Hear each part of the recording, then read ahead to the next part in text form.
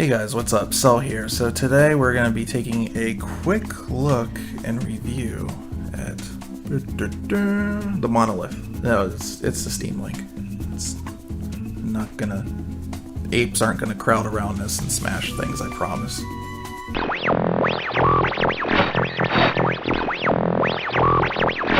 Okay, so a little bit about this device. It's a $50 device from Valve, and basically what it does is takes encoded video from your machine through Steam in-home streaming is what they call it, and once it's on this device it will decode it quickly, display it on your machine.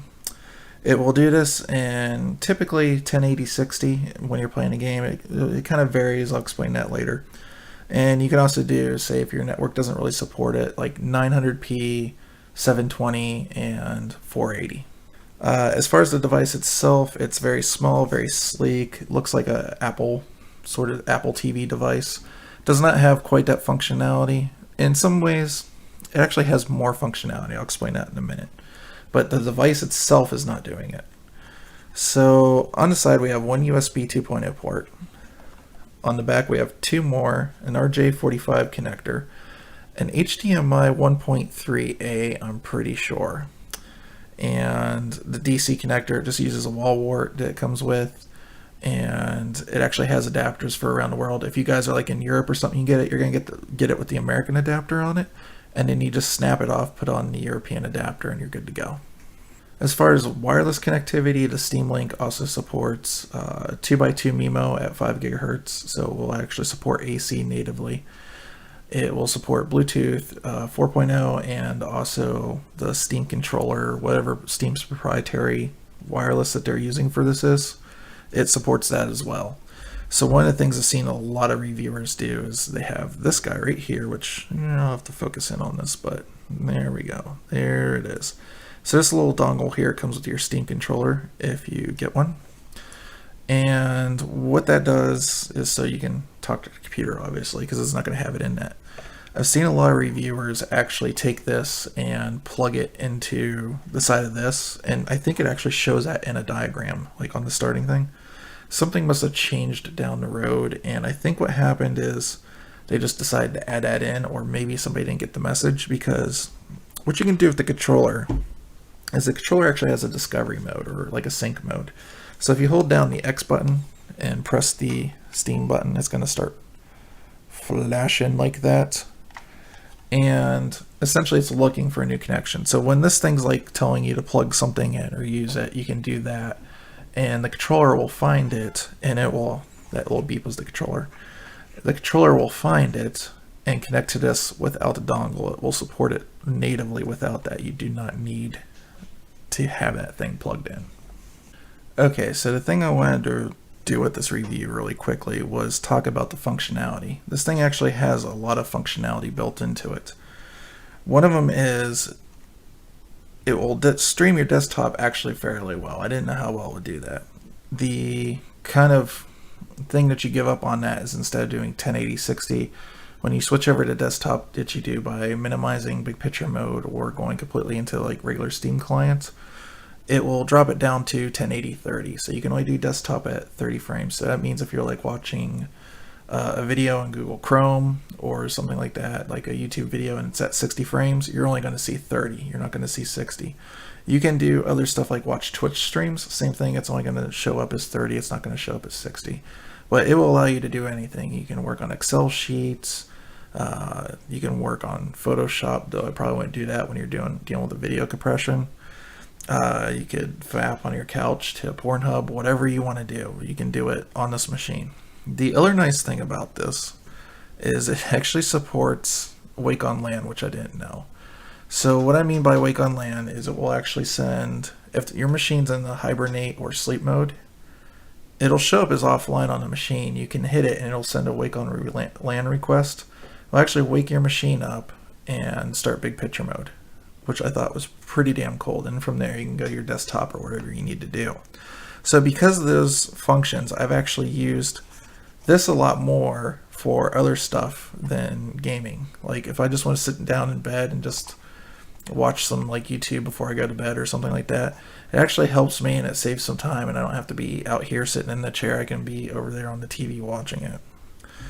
Another thing that's nice about it, I really didn't have a clue. I just kind of found this out by accident. It will pick up games that you already have in progress. What I mean by that is if you're on your desktop, and I'm just playing like Fallout 4 with my mouse and keyboard, I can pause Fallout 4, leave the desk, go over to the TV, turn the Steam Link on. It'll show up as a Steam Link not only being on, but it'll say game in progress. I can start it up. It'll go into big picture mode. And then when I go over to Fallout and say like start Fallout, it will it'll say like it's launching the game. It'll just start the game back up, bring it up from like whatever state it was in, and I can leave right where I was going. This is great if like you're in a game, you're getting really tired, you want to like move over to a couch or something like that, but you're not quite at a save point. That's a way you can kind of continue on. I've had mostly, it seems like indie games, smaller games, where the overlay doesn't pop up right in this, and it's an easy fix. It's just shutting the game down and restarting it, but it works very, very well. Okay, the other thing we're going to talk about here real quick. How well does this work? As far as the device itself for $50, it works very well.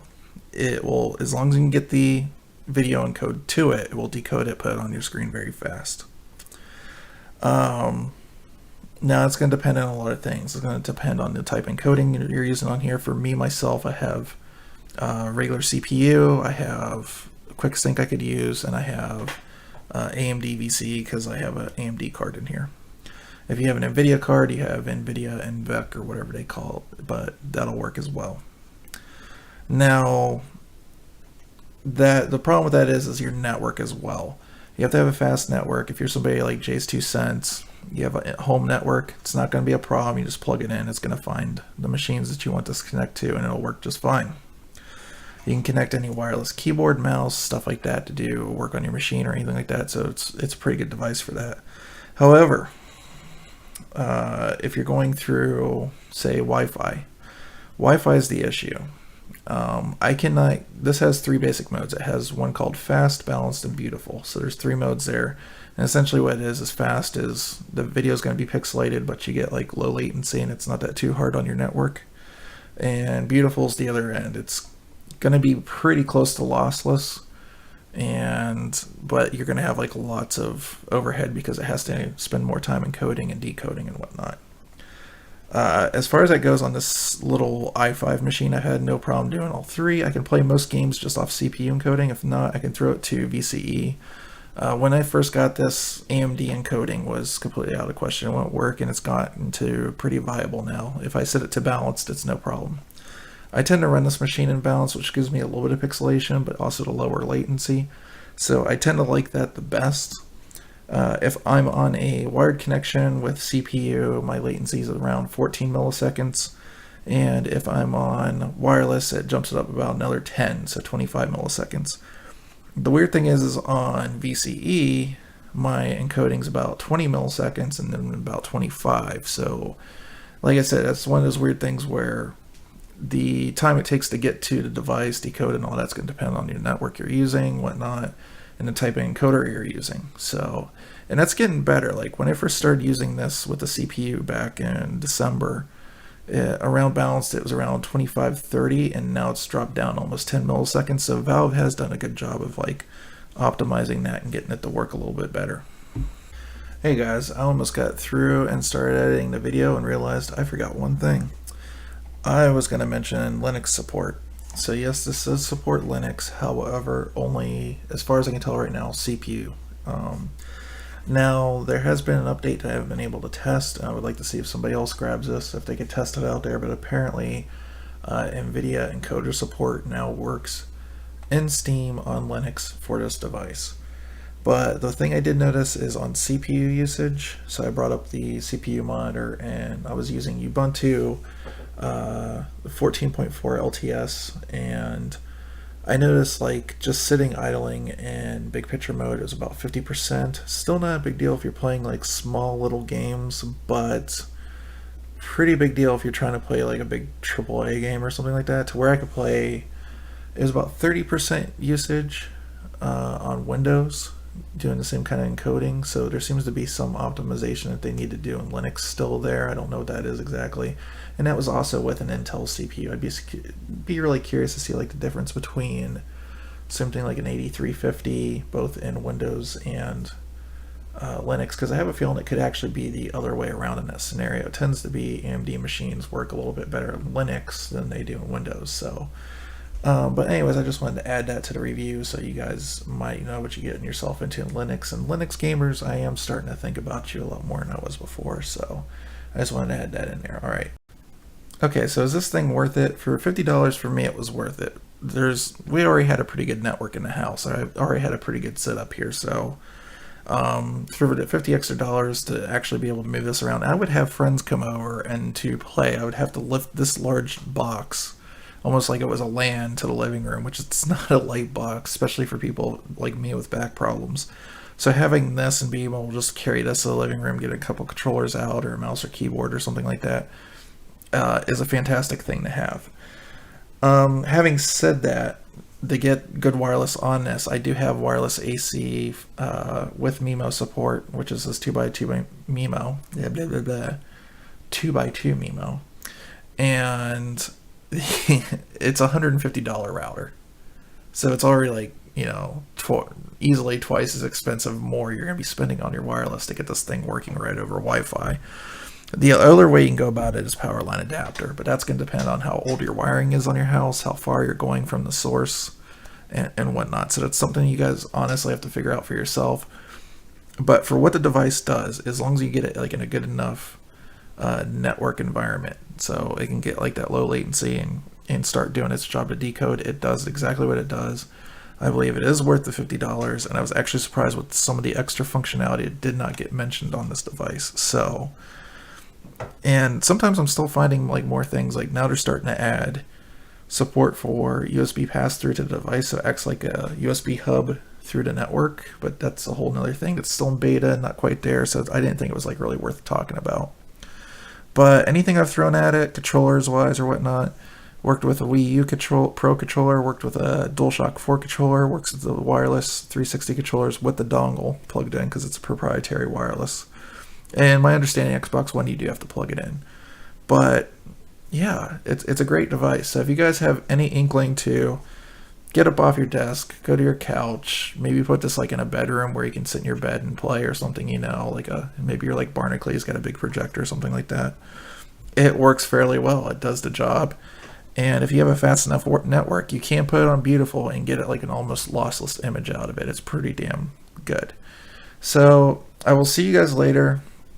Have a great day. Thank you for watching. I know it's been a while. We've been kind of like on a break or hiatus for a little while. And I'm working out some of the streaming stuff, so by Sunday I will have something to say on the actual times I can stream and whatnot. And hoping to keep that a pretty solid thing, but you know, things do change here and there, so. And then, as far as I understand, Joe's got a stream that he's doing every Friday night. If this goes up in time, it should be 7:30 Fridays Pacific Standard Time. And it's free to play Friday, which means he's trying to pick a game that the community can just go out and grab for free or whatnot. And you guys can actually go in and play with them or whatnot. Sometimes I might be there depending on the game. I don't know if he's playing tonight, so it kind of depends. I think I'll just be there hanging out. Anyways, you guys have a good night, and I will talk to you later.